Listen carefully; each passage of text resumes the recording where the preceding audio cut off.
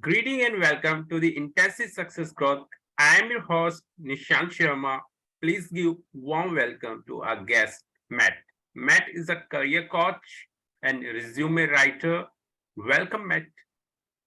Hey, thank you for having me, Nishan. I'm excited to talk to the audience here. Okay, let me start with this. Where were you? What happened? And what inspired you to do what you do today? Excellent. Yeah, appreciate that leadoff question. Well, essentially, I had begun my career journey as a recruiter.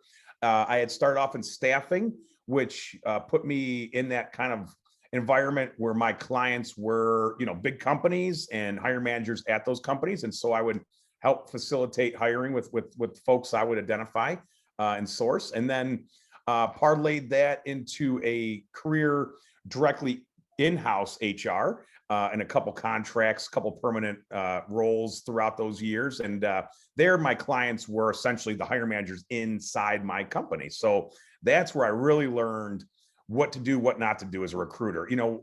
That's where you really feel like you understand, what gets these people excited, what annoys them, how they manage their process of staffing, which you really truly have to adapt to because all hire managers are different. And all of them have different time schedules and different needs and urgencies. So from there, which I was having fun doing, from there, the hammer dropped. It was the 2008 financial crisis in the States here. And so beginning of '09 is when I got the proverbial axe.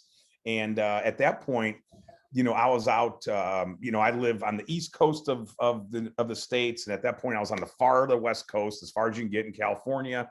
And so it was a bit of a lost moment for me. And my wife had just gotten laid off too, and so we were both like, we better get back east, where all our family and friends are. So in 2009, I kind of just, on a whim, started, using the social media vehicles of the time to promote a resume writing service. I thought, well, I've been doing this on the side, helping prep my candidates for my hiring manager. So why not try to make a couple bucks doing that? And back then it was like, $50 and, it came with a cover letter, and it was, I was still figuring out how to like really truly be a quote unquote resume writer and not a recruiter.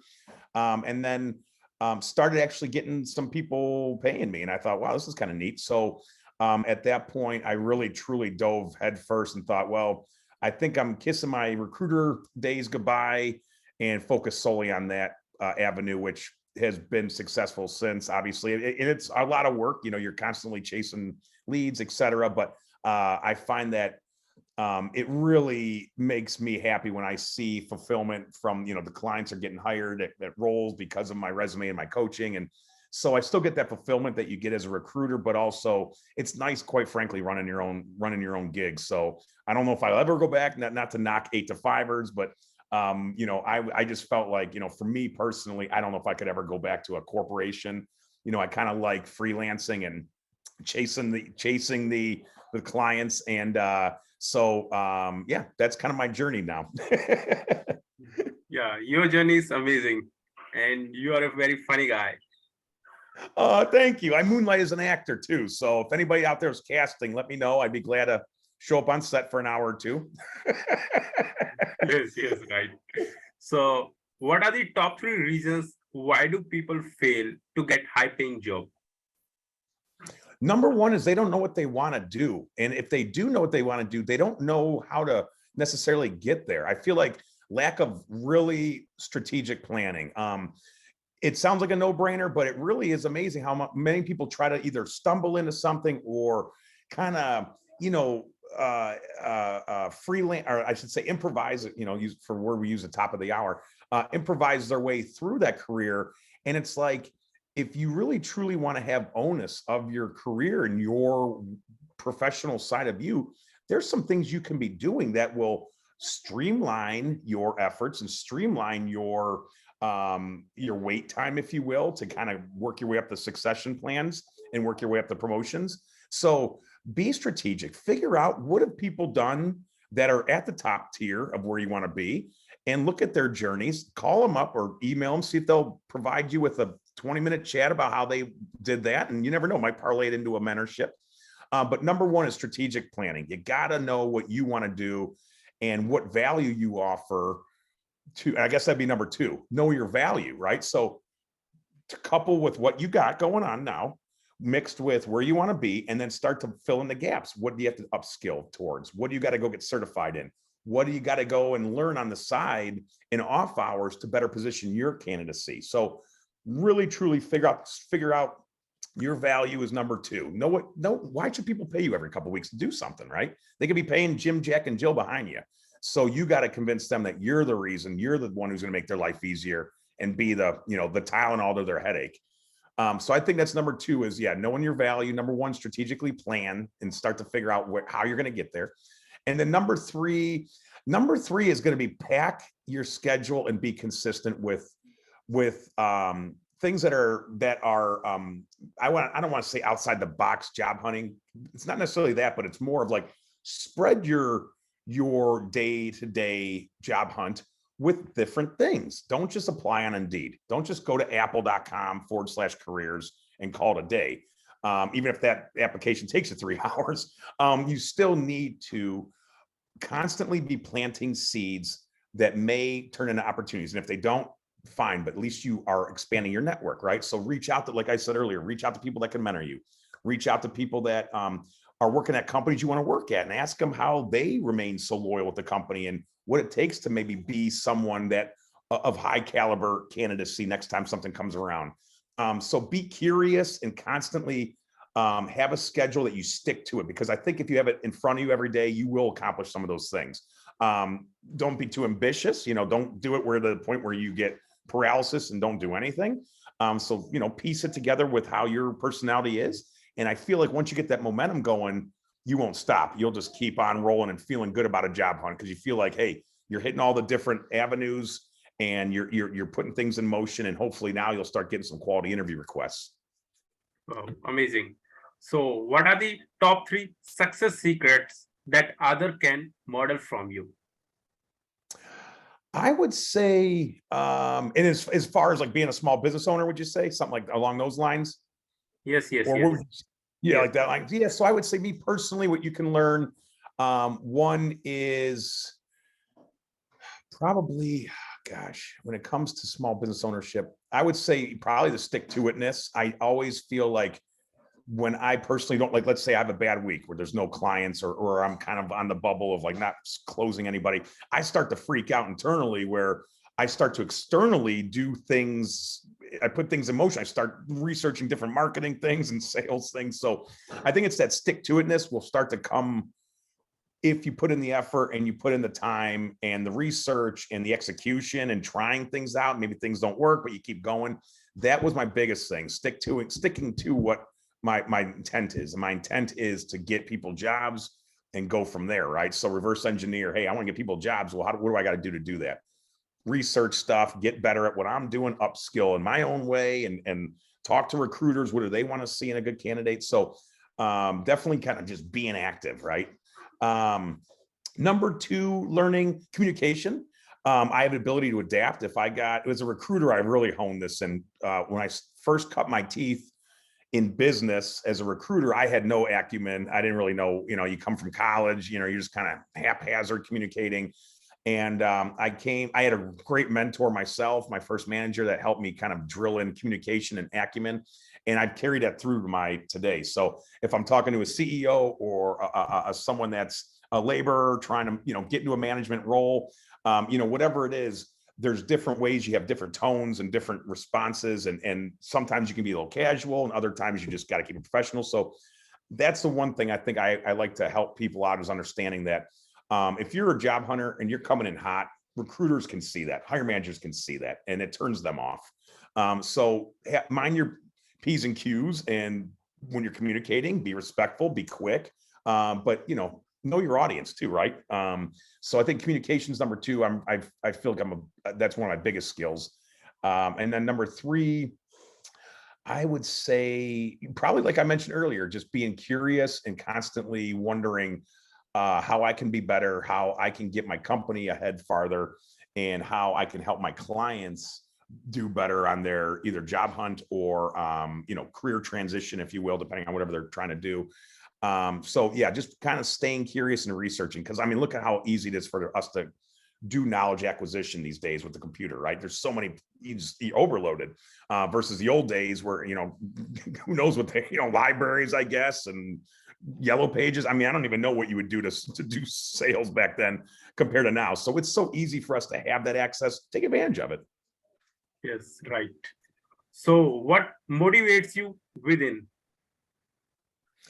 My family, trying to be self-sufficient for them, so then I can leave, more for my son when I'm gone than, you're like my father-in-law always tells me, or tells us, you want to leave more than you got left, right? That's kind of the goal. You keep leaving more and more through the generations. And so from coming kind of, scrapping my way to now where I'm at, and not to say I didn't come from the gutter perhaps per se, but I definitely, it was a blue collar kind of family. So I had to kind of earn everything I've been given, or earned, I should say. So I want to keep that mentality for my son, and hopefully give him more than we're going to get, and let him have opportunities, and just so he can do whatever he wants. He's not having to settle. Yes, right. So what's your company motto? Oh, that's a good, well, it's funny. I don't have one right now because I kind of keep rebranding. It was, I'll tell you my last one. It was helping clients land higher quality paying roles with an increased salary or something like that. But you got me in limbo. I'm kind of rebranding. So I haven't gotten a motto on any of my stuff yet. I don't know if I'm going to do a motto this time around, but it's definitely my belief is be pragmatic, because you don't know how these hire managers are going to act, or how they're going to view things. So keep it very linear. Don't, waver too far. Don't get cute, quirky, fancy, ambiguous, funny, whatever. Like, keep it very professional, linear, get to the point. And this is in messaging. This is on your resume, everywhere. And be pragmatic, because the more you try to outsmart people, or waver too far left or right, that's where you start getting hiccups. So if you could just, again, show your value as quick as you can to the right audience, you'll get some interviews. And I think that that's a big belief for me, is remaining pragmatic in a world that is completely wild, wild west. And by that world, I mean hiring and job hunting itself. It's, it's wonky. There's people hiring that shouldn't be, but they will always be there. So you gotta, it's a bit of a game. Hmm. Yes, right. So what's the secret of your happiness? Staying humorous, laughing at the world, because if you don't, you're going to get bogged down quick. So I think it's just keeping a lighthearted sense of humor, and it helps having, my kid's hilarious, my wife's funny. It just helps having a funny family in general. So I came from a funny family too. So I think just remaining humorous is my secret. Okay. Who is your ideal client? Someone who doesn't need to talk beforehand, and just buys the biggest package and then waits for next steps without having much interaction, because they chose to track me down. They chose to vet me on their own, and believe what they see, and not have to worry about actually talking to me for 5 minutes. That's the thing where I feel like I should be in my career, but I still have the phone calls, which is fine. It's just, how much more sales do you need? I have 830 recommendations. I've got, a 13-year track record. Everything's transparent online about me. And so, you're wondering just how much. And then when you do have the calls, sometimes they complain about the money. And it's like, well, I am spending $10,000 a month in expenses, including payroll. I mean, my business operates at $120,000 a year. I need to make my money, right, in return. So you can go with the $50 resume writer, but you ain't going to get the quality you're going to get with someone like myself that charges about $500. But then there's people in my industry that are charging $2,000 a resume. And I'm like, how do I get there? And I don't even know if that's fair. I mean, like, I don't know how I would feel about that. So again, it's Wild West with our business. Yes, right. So how do you find your ideal client? Um, I have some nice marketing funnels in place, sales funnels and marketing strategies. So mainly technology, and then LinkedIn. That's my sandbox. If LinkedIn didn't exist, I don't know what I would do. Okay, amazing. So how do you overcome challenges like failure? beat myself up first and then say, hey, get a different, mindset, because it's hard. Sometimes I'm a big, what do you call it? Tough-headed or whatever, or hard-headed. And so it's hard for me to sometimes let things go. But when I do, I beat myself up a little bit just naturally. I think that's the comedian in me, the self-deprecation.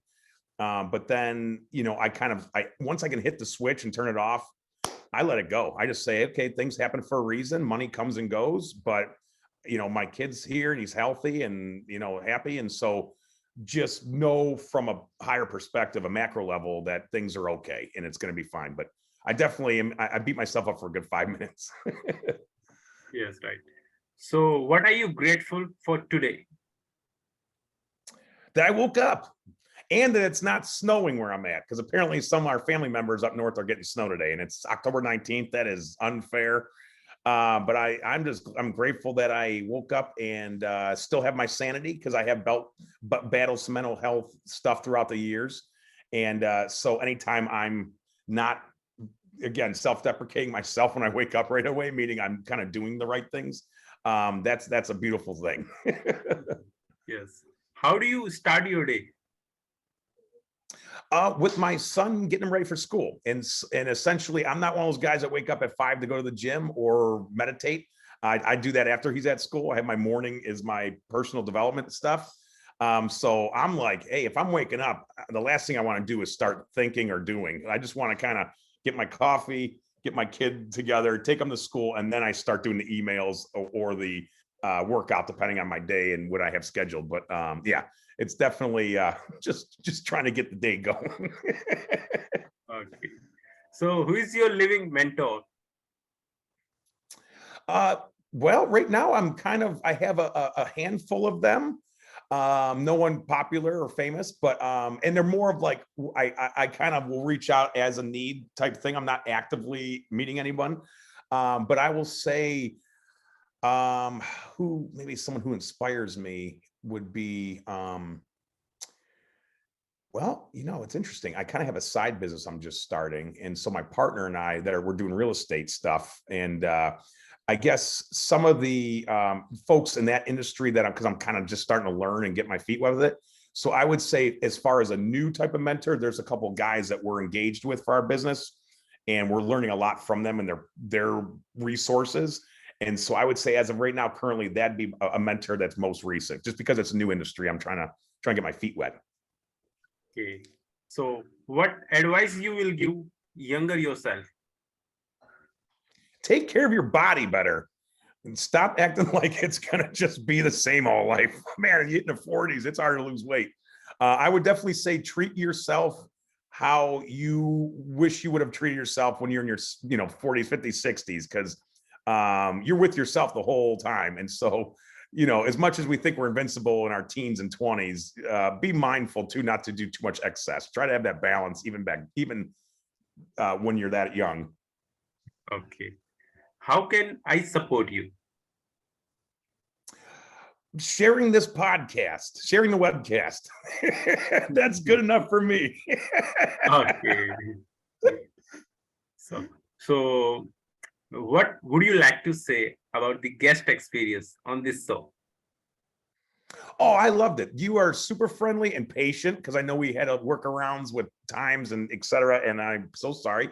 But I would say that I love the Q&A, where it's not as much back and forth engagement about certain topics. I love just getting rattle off questions. I don't get it often, so it's fun for me. So I feel like I'm on a game show quasi. Okay. So what's your final word? Head to jobstickers.com and check out my world. And I can help you out. If you're in a career transition, at least check me out and see if I can be the one who helps you. There's plenty of us good colleagues of mine, and there's a lot of us that are doing good work. And so if you feel like you're on the fence and you're in that transition and it's daunting, reach out to me or a couple of colleagues of mine, and someone will help you get through this stuff, because it should be something exciting, getting your belly tickled when you're starting a new job search. It shouldn't be something daunting and worried about all the variables in your life, which I get. It's hard to do that sometimes, but if you keep that positivity when you're job hunting, people see that. It'll come out during interviews and messages and calls. And so try to keep positive, know things for a reason, hit the ground hard every day, work towards that goal, what you want to do. And like I said, stick to it and you'll be okay. But definitely reach out if you do need help. Don't be shy about that. We do this all day. It's what we do all day.